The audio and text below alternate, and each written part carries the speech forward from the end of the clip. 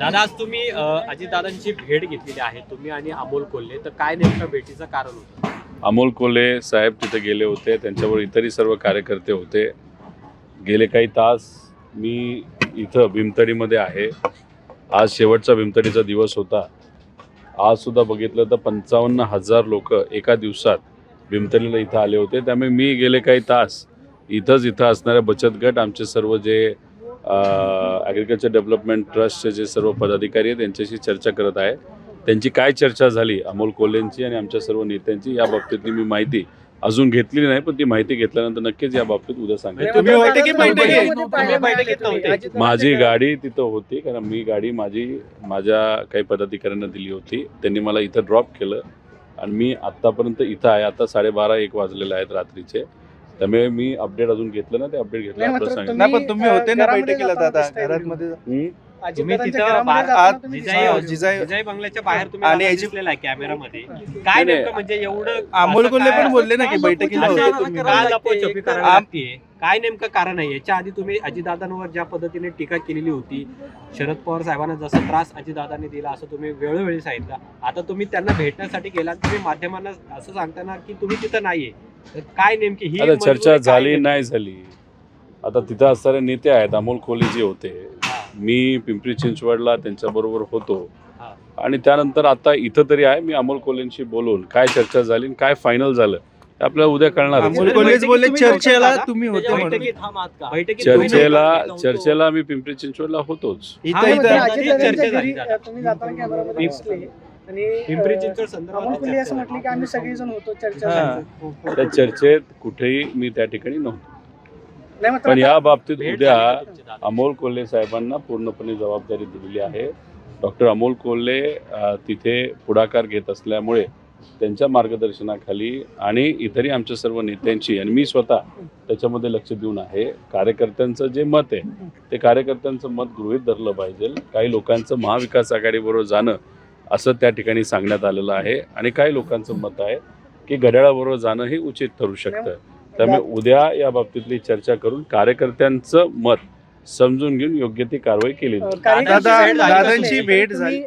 दादांच्या विरोधात प्रचार केला, विधानसभेला दादांच्या विरोधामध्ये प्रचार केला आणि आता घड्याळाच्या चिन्हावरती लढणार अशा पद्धतीची चर्चा आहे. एकतर अजितदादांना गद्दार म्हणण्यात आलं, पक्ष पळवला, चिन्ह पळवला, अशा पद्धतीची टीका त्यांच्यावरती करण्यात आली. लोकांसमोर कशा पद्धतीनं झालं? म्हणजे लोकांची दिशाभूल होत नाही का, मतदारांची दिशाभूल होत नाही का, किंवा कार्यकर्त्यांची होत नाही का, असं वाटत नाही? हे बघा, जेव्हा निर्णय घेऊ त्या बाबतीत तुमचा हा जो प्रश्न आहे, एक मोठी प्रेस कॉन्फरन्स तिथं आपण घेऊ आणि या सर्व गोष्टींचं योग्य असं उत्तर त्या प्रेस कॉन्फरन्समध्ये मी आणि आमचे सर्व एकत्र आलं पाहिजे की नाही आलं पाहिजे? तुम्ही हा जर सदस्य आहात, इलेक्शनचा टाइम नसता तर जसं मी नेहमी ओपन बोलत असतो तसं मी ओपन बोललो असतो. पण काही कार्यकर्त्यांचं मत याच्यामध्ये आम्ही घेऊन याच्यात काय आपलं समीकरण बसवता येईल तर कार्यकर्त्यांनी आमच्या जबाबदारी दिल्यामुळे आणि हे इलेक्शनचा टाईम, फॉर्म भरण्याचा टाईम असल्यामुळे इथं कुठेही न विचार करता बोलून जर आपण गेलो तर राजनीती नाहीतर त्याला आपण रणनीतीमध्ये, कार्यकर्त्यांच्या इलेक्शनच्या रणनीतीमध्ये काही ते गडबड होऊ शकते असं आम्हाला वाटतं. अजितदादांची भेट झाली का आता? अजितदादांची भेट झाली? तुम्ही तर काही दिवसांपूर्वी दिल्लीमध्ये पवार साहेबांचा वाढदिवस होता, तो व्हिडिओ तुम्ही सगळीकडे स्प्रेड केला. एका लग्नामध्ये डान्स करतानाचा व्हिडिओ तुम्ही तिथं केला. त्यामुळे व्यक्तिगत जीवनामध्ये कुटुंब म्हणून तिथं आम्ही भेटत असतो.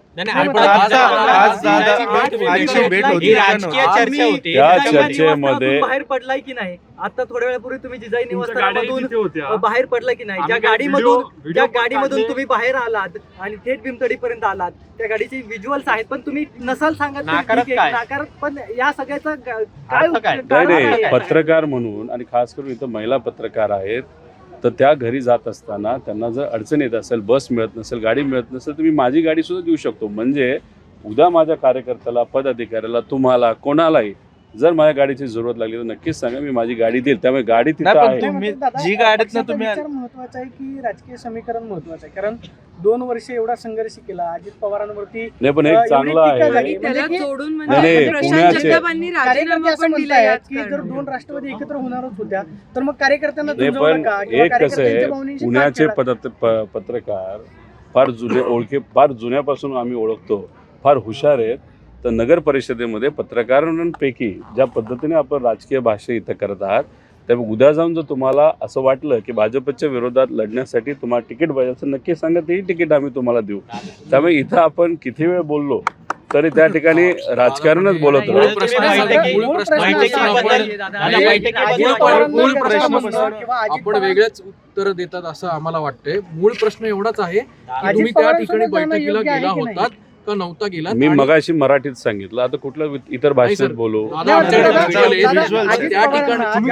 आणि ह्याचे गोष्टी अमोल कोल्हेंनी पण केलेल्या आहेत. वेगळा माणूस आहे. आम्ही त्या चर्चेत असं लपवाछपवीसाठी का प्रयत्न करतायत? हे बघा, तुमच्याकडे व्हिज्युअल आहेत, त्या व्हिज्युअलचा तुमच्यासारखी व्यक्ती होती दादा, आणि तुम्ही मीडियाशी एवढे कनेक्ट आहात, असं असताना असं सुद्धा असताना तिथं ही मीडियाला कारवाई जोरात गाडी बाहेर आणण्यात आली आणि इथं आणण्यात आली आणि त्यानंतरही तुम्ही म्हणता की तुम्ही त्या बैठकीत तुमच्या गाड्या नव्हता. परत मग असं follow काय करत म्हणजे इथे आल्या. लपवलं जाते? हे बघा, माझे जे ड्रायव्हर आहेत आणि PA, जर काहीतरी मिसकम्युनिकेशन झालं आणि त्यांना कळालं काहीतरी चुकलंय, ते थोडे घाबरतात. त्यांना मी जेव्हा विचारलं, अरे गाडी मला इथं दिसत नाही भीमतडीला, कुठे आहे, तर त्यांना असं वाटलं होतं कार्यकर्त्यांना तिथं घेण्यासाठी गेल्यानंतर ते तिथंच थांबले. आणि त्यांना जेव्हा कळालं मी इथं आलोय आणि इथं गाडी मागवलेली आहे, तेव्हा ते घाई गडबडीने इथं आले.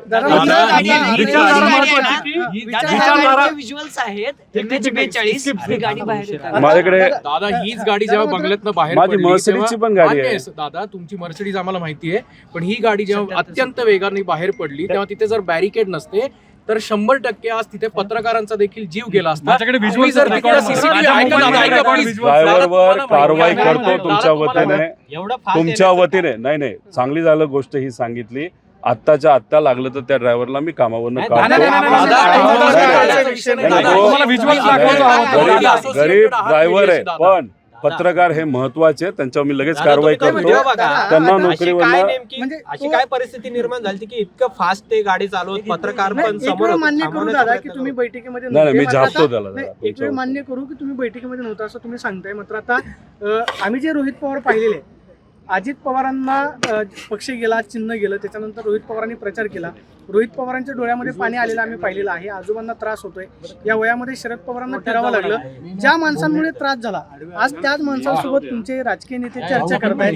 हे राजकीय दृष्ट्या योग्य आहे की भावनिक दृष्ट्या योग्य आहे? तुम्हाला नक्की काय वाटतं? कुटुंब म्हणून एकत्र आहेत का? मी मगाशी आपल्याला हेच सांगितलं की या बाबतीतली स्पेसिफिक प्रेस कॉन्फरन्स आपण घेऊ आणि त्याच्यामध्ये जो कुठला तुमचा प्रश्न असेल, जर आम्ही निर्णय घेतला. नाही, मात्र तुम्ही आता उघडपणे काय म्हणून सांगत नाही. एकीकडे तुम्ही भाजपचा विरोध करताय, तेच अजित पवार भाजपच्या विरोधामध्ये बसतात आणि तेच अजित पवार जर तुमच्या महानगरपालिकेमध्ये तुमच्या सोबत आले तर मग मतदारांना नक्की काय सांगणार? नाही बघा, आता हा प्रश्न तुम्ही इथं मला विचारत आहात, या बाबतीत कुठे फायनल त्या ठिकाणी झालेलं नाही.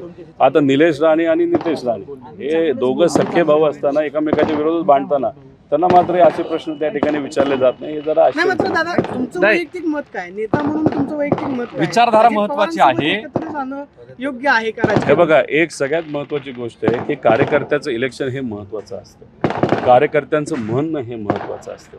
कुठल्याही इलेक्शनमध्ये लढत असताना यांच्याबरोबर आपण चर्चा केली पाहिजे, त्यांच्याबरोबर चर्चा केली पाहिजे आणि बहुतांश लोकांचं हे जर मत आलं तर त्याला मान सन्मान द्यावा लागतो. आणि त्या दृष्टिकोनातून पिंपरी चिंचवडला सुद्धा या बाबतीत चर्चा काही पदाधिकारी अजितदादांच्या पक्षाचे माजी आणि डॉक्टर अमोल कोल्हेंची त्या ठिकाणी झाली चहा पित असताना, आणि डॉक्टर अमोल कोल्हेंची दादांची चर्चा सुद्धा त्या ठिकाणी झालेली आहे.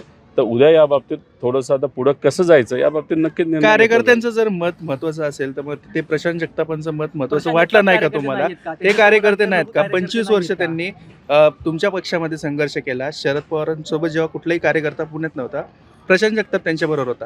मग आता त्यांनी जेव्हा राजीनामा दिला तेव्हा कोणी त्यांना प्रतिसाद नाही दिला. काय वाटतं? एक तुम्ही समजून घ्या की प्रशांत दादा जगताप चांगला माणूस आहे.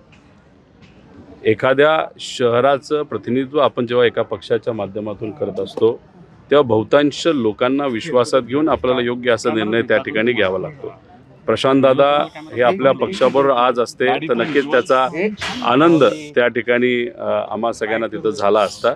आता विषय एवढाच आहे की आज ते आपल्याबरोबर नसले तरी जे कोणी उमेदवार प्रशांत दादांच्या मार्गदर्शनाखाली आपल्या पक्षातून लढाई करण्यासाठी तयार होते त्यांनी आजच सुप्रियाताईंना 95% लोकांनी तिथं इंटरव्ह्यू हा दिलेला आहे.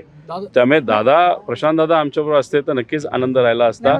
चांगला कार्यकर्ता आहे तो, आज आपल्या बरोबर नाही, त्याचं दुःख आहे, पण त्यांची पूर्णपणे 95% टीम ही तिथं सुप्रियाताईंच्या इंटरव्ह्यूमध्ये त्या ठिकाणी उपस्थित होती. दादा, MH42 BJ 3447 या नंबरची गाडी माझ्याकडे 17 गाड्या आहेत. नाही, बरोबर ही गाडी तुमची नव्हती, पण या क्रमांकाच्या गाडीत तुमच्यासारखी व्यक्ती दिसते जी अजित पवारांच्या बंगल्यामधून बाहेर पडताना कॅमेऱ्यामध्ये व्हिडिओमध्ये दिसते. तर तुम्ही होतात जिजाईमध्ये की नव्हतात? आता 10 वेळा तुम्हाला सांगितलं. मला एकदा शेवटचं उत्तर द्या, मी उशिरा आलो. तुम्ही काय करा, हा जो व्हिडिओ आहे तुम्ही चालवत राहा. आता मी तुमच्या समोर इथं उभा आहे, तुम्हाला सांगितलंय की तिथं आपले अमोल कोल्हे डॉक्टर जे होते त्यांच्या मार्गदर्शनाखाली मीटिंग झाली. तुम्ही होतात का नाही बैठकीला असाच अरे प्रश्न 10 वेळा मी सांगितलेलं आहे, नव्हतं होतात. तिथे. अजित पवारांसोबत जाणं नैतिक दृष्ट्या योग्य आहे की राजकीय दृष्ट्या समीकरण म्हणून जुळवणं योग्य आहे? नाही, आपण इथं बसण्याची पण व्यवस्था करू. हाच प्रश्न तुम्ही वेगळ्या वेगळ्या दृष्टिकोनातून वेगळ्या स्टाईलमध्ये विचारला तरी ह्याला वेगळं कुठलं उत्तर मिळणार आहे आपल्याला? दादा, साधारणपणे दोन्ही राष्ट्रवादी एकत्र येतील अशी चर्चा आहे. सो पिंपरी चिंचवडची जबाबदारी तुमच्यावर आहे. कुठले त्या ठिकाणचे मुद्दे आहेत ज्या याच्यावरनं चाचपणी केली जाते की तिथे एकत्र आहे? जसं पुण्यातले मुद्दे त्यांनी सांगितले. पिंपरी चिंचवडमध्ये झालं असं आहे की भाजपची सत्ता गेले काही वर्ष तिथं आहे आणि तिथं ज्या पद्धतीने काम केलं जातं, कॉन्ट्रॅक्टरला हाताशी धरून तिथे एक चेन केली जाते आणि त्या चेनच्या माध्यमातून खूप मोठ्या प्रमाणात पैसा हा तिथं काढला जातो. त्याच्याचबरोबर कचऱ्यापासून जे इतर काही गोष्टी आहेत, तिथले जे कॉन्ट्रॅक्ट, त्याच्यामध्ये सुद्धा चुकीच्या पद्धतीने काही गोष्टी झालेल्या आहेत. त्यामुळे स्थानिक लेवलची भाजप आणि त्यांचं करप्शन हा मुद्दा त्या ठिकाणी अतिशय महत्त्वाचा झाला आहे. त्यामुळे लोकांचं मत आहे, काय समीकरण बसवायचं बसवा, पण भाजपच्याकडे खूप मोठा पैसा आहे, गुंडाशाही आहे. अशा लोकांना जर आपल्याला खाली उतरवायचं असेल तर वेगवेगळे समीकरणाचा अभ्यास करून ते अवलंबणं हे अतिशय महत्त्वाचं आहे. आणि त्याचाच एक भाग म्हणून एक आहे महाविकास आघाडी, त्याच्याच बरोबर अजितदादांचा पक्ष. मग त्याच भाजपसोबत तुम्ही जाताय, ज्या भाजपवर तुम्ही टीका करताय. अजित पवार तुम्हाला विचारले ना किती महानगरपालिकेच्या 2 शहरांमध्ये हवेत असं कार्यकर्ते म्हणतात. मग मतदारांसमोर नक्की घेऊन जाणार कोण? तुमचा विरोधक कोण आहे? भाजप आहे की याआधी अजित पवारांची राष्ट्रवादी होती? विरोधक कोण राहणार तुमचा महानगरपालिकेमध्ये? विरोधक कोण? आणि ज्या भाजपवर तुम्ही टीका करता तुमच्या त्याच विरोधात- भाजपच्या सोबत असलेल्या नेत्यांच्या सोबत तुम्ही तुम्ही जाताय, युती करताय, हे मग योग्य मतदारांना आहे का? सांगणार एक तुम्ही समजून घ्या की स्थानिक लेवलला जे काही समीकरण असतं ते स्थानिक लेवल म्हणजे जिल्हा परिषद, पंचायत समिती, नगरपालिका, महानगरपालिकेचं तिथलं समीकरण लक्षात घेऊनच तिथं लढाई ही लढली जाते. महाविकास आघाडीचं सरकार येण्यापूर्वी ते जे 3 पक्षाचं समीकरण आहे हे अनेक जिल्ह्यांमध्ये झालेलं आपण सगळ्यांनी बघितलेलं आहे. जेव्हा तिथं जम्मू काश्मीरमध्ये लढाई लढली जात होती तेव्हा भाजप PDP बरोबर गेलेलं आपण सगळ्यांनी बघितलेलं आहे. त्यामुळे ही जी काही समीकरण असतात, एखादा पक्ष हा बलाढ्य झाला आणि भ्रष्टाचारी झाला आणि स्थानिक लेवलला गुंडाशाहीचा योग्य असा वापर त्या ठिकाणी त्यांच्याकडनं केला जात असेल तर त्याला विरोध करण्यासाठी जर वेगळं काहीतरी समीकरण आपल्याला देता येतंय का, ही जर चर्चा सुरू असेल तर त्याच्यावर विचार करणं, त्याच्यावर चर्चा करणं आणि निर्णय घेता येतोय का याचा अभ्यास करणं ही कुठल्याही नेत्याची त्या ठिकाणी जबाबदारी असते.